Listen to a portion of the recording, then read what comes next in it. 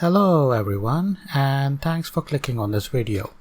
If this is your first time here, allow me to give you a brief introduction to who I am and what I do. My name is Suneil and I love me some creepy, mind-boggling games that may not be chart toppers or may not have the budget of AAA games, but hey, if I enjoyed playing them, I would make a video on them. Now, I'm not saying that AAA games are not fun anymore, but there's something about indie games and the stories that they tell. They have been grabbing my attention lately. One of those games is The Missing, J.J. Macfield and the Island of Memories. Yeah, the title is a bit of a mouthful, but trust me, this game grabbed my attention and refused to let go. This really is one of those rare gems that know how to pull your heartstrings with gameplay that is simple, but yet challenging at the same time. Before we continue any further, there are a couple of things I need to get out of the way here. Do not be deceived by the simplistic nature of gameplay on display here. The Missing is a game with a mature storyline that deals with themes of self-harm and self-exploration in a coming-of-age tale. So if that's the kind of thing that does not appeal to you, then feel free to click away. I won't hold it against you, but for the rest of you guys and gals, strap in. This is my honest opinion on The Missing, J.J. Macfield, and the Island of Memories.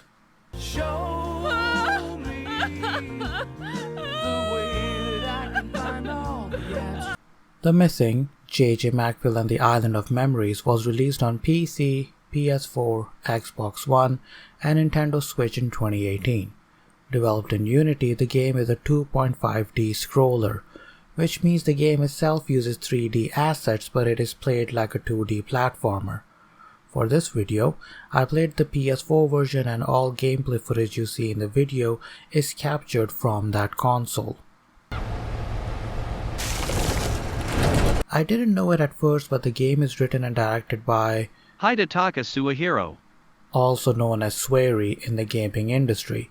If you don't know who this mad lad is, he's the guy behind games like Deadly Premonition, Extermination, and D4, Dark Dreams Don't Die.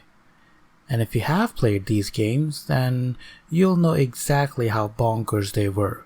And yes, you get a shade of that in The Missing as well. I'm going to be talking about the game's story now, so if you don't want that to be spoiled, jump to the timestamp shown on the screen right now.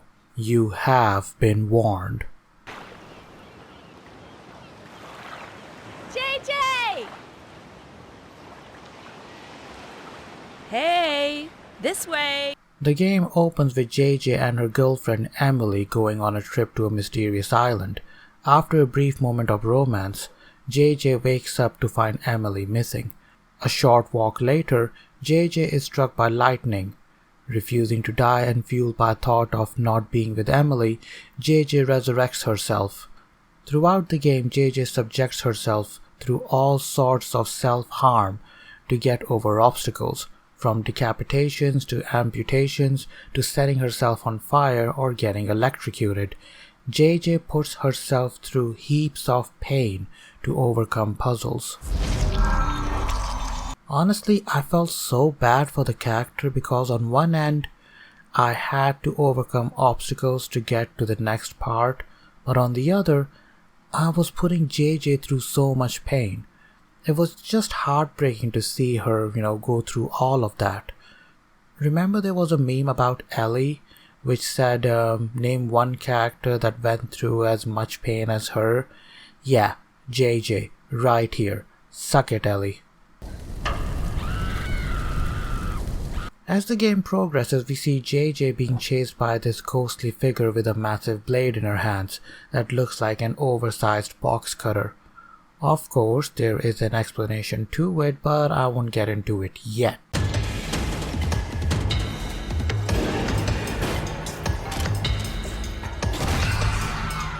You will also get these text messages that flesh out JJ, Emily, JJ's relationship with her mother and her friends. At first, I'm not going to lie here, I thought these messages were just there to break up the game a little, give it a bit more room to breathe. But these messages really flesh out JJ's character and her relationships. We find out that JJ is good in studies, she often helps her friends out, even has an admirer who she is completely oblivious to. We also see Emily offering JJ support whenever she needs it the most, and we see JJ's mom and the emotional baggage she puts on her. After a long struggle, JJ finally manages to catch up to Emily, and to her shock, she finds her lifeless.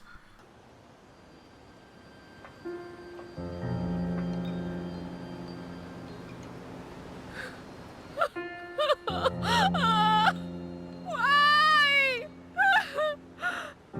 I can't take this.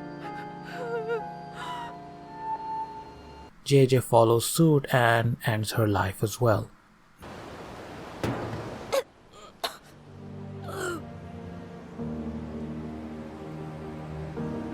Now, if you're someone like myself who has indulged in psychological horror/thriller all their lives, you would be able to guess where the story is going. For those who haven't, here's the lowdown. JJ attempted to self-harm herself in school. She tried to slit her wrist with a box cutter, which would explain the monster chasing her with the oversized blade. But there's more to it than that. JJ is a trans woman. When she and Emily were young, JJ told Emily her secret. When it came to high school and JJ moved out to study, she took on the persona of a woman, and for a brief period of time, everything seemed to be going on all right. Until the students found out who JJ was, and she was bullied because of it. Even her mother thought that her being, a trans woman is not normal. Not being able to take it, JJ decided to end her life in school, which would explain the gameplay mechanic where JJ had to mutilate herself on numerous occasions. Now, I'm not sure if JJ is in love with Emily, or if they are in a relationship, or if JJ is in love with Emily's persona and wants to be like her, but I can say that Emily had supported her throughout her life. So on the brink of death, JJ fights the apparition that is torturing her throughout the game and manages to defeat her. JJ is no longer running away from what society tells her to be, but she accepts herself.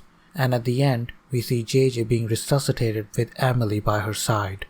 JJ! Emily. You idiot! If you skip the spoilers, here's what I thought about the story. Honestly, it was a heart-wrenching tale, one that explores the coming of age in a bold fashion. The creators of the game knew what kind of story they were going to tell, and I'm glad they did not hold back. I gotta say, I enjoyed the story and the characters. Time to talk about the gameplay, and it is fairly simple yet complicated at the same time. The Missing is a side-scrolling puzzle game. You will come across barriers that you need to overcome. You can jump over, crawl, or prone under obstacles. You can swing using ropes, climb ladders, solve predetermined physics puzzles, standard platforming gameplay mechanics. What separates The Missing from other games is JJ's ability to mutilate herself to progress forward. For example, you can amputate her arm and throw that detached limb to drop an item, or you can put yourself in the way of a wrecking ball that would break her neck, turning the world upside down. When you're done, simply press a button to regenerate lost limbs. The puzzles themselves were fun to solve but challenging at the same time. Aside from one puzzle at the end that required pinpoint accuracy, I didn't have any issues solving just about any puzzle in the game. Thankfully, the controls are responsive, otherwise the game would have been a hell of a chore to go through. One thing I do want to highlight here is that the game is artistically beautiful. The level design, the color schemes, JJ herself, the design was beautiful. Especially at the start when JJ started looking for Emily, the background scenery was beautiful. Words cannot describe just how much Oh man, I'm lost for words, man. Seriously, this has got to be one of the most beautiful games I have played in recent memory. JJ's character design, the way her clothes moved, her hair, I gotta give full props to the developers. The animation was also beautiful. JJ handles well and her animation is really impressive. If she loses her leg, you would see her limping and often stumbling. If she loses both her legs, you would see her crawl in agony. It's haunting and beautiful at the same time. Now, I gotta talk about the issues I had with the game. They are not major issues, but they do stand out. First up, the voice acting is not convincing. I mean, it's not bad, but because the story was so good, the voice acting is not up to par. Also, there are parts where Emily calls JJ on a cell phone, and I don't know, dude, but it just sounded off. Nearby. Meaning where? Why are you running from me? I guess I should just go faster jumping. No! Stop being stupid. But if I go on living, Francoski present trouble for people. Also, a couple of times you could see textures stretching out. While this is not an issue, but because everything in the game is so beautiful, these kinds of things stuck out. Textures being stretched out, not aligning with each other, real-time shadows appearing pixelated. Like I said, these are not massive issues, but they do stand out considering everything else in the game is so beautiful. Checkpoints are also weirdly placed, especially the last battle, which is essentially just a long chase sequence. If you get caught, you are starting the whole thing again until you get quite further in the level. That and the bowling level where I had to roll JJ's decapitated head through these vents, my god, I nearly quit the game at that moment. Although you can regenerate your limbs, but there are points where there is nothing left to regenerate from, and at that point it's game over. And no, it's not permadeath if that's what you're wondering. Point is, the checkpoints are awkwardly placed. But one thing that did bug me was the crouch/prone button. Crouch and prone are assigned to one button. So if you press it once, you crouch. You press it again, you go prone. Now you would think you would need to press the button again to stand up straight. Unfortunately, that's not the case. If you're prone and press the button again, you enter crouch state. If you press the button after that, then you will stand up. It was such a pain. I think I realized it halfway through the game that if you want to go from prone to standing position, you can just hit the jump button, but seriously, that was so annoying. Especially because at some sections you have to be quick with your timing, with the way you stand, with the way you prone. It just frustrated the living hell out of me. Let's see what else is there. You can unlock more outfits for JJ from the pause menu and concept art if you're into that kind of stuff. It took me 7 hours to complete the game, only because I was trying to collect as many donuts as possible. So what's my honest opinion on the missing JJ Macfield and the Island of Memories? It was an amazing experience. The story gave me enough details to keep me going, yet remained vague enough to keep me guessing. Guessing? The story gave me enough details to keep me going, yet remained vague enough to keep me guessing. The puzzles were challenging and fun, the art style was beautiful, and the character design was top. Yeah, there were some issues, but that should not stop you from playing this game. Would I recommend it? Yes. Absolutely. The missing JJ Macfield on the Island of Memories is available to purchase on Xbox and Steam for $23.99. The game is cheaper on PlayStation Store though, for $19.99. Let me check. Yeah, it is $19.99.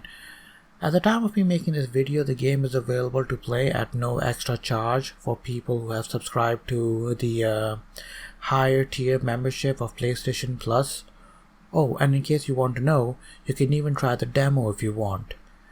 I miss the good old days when you can download a demo to try the game and see if you liked it or not.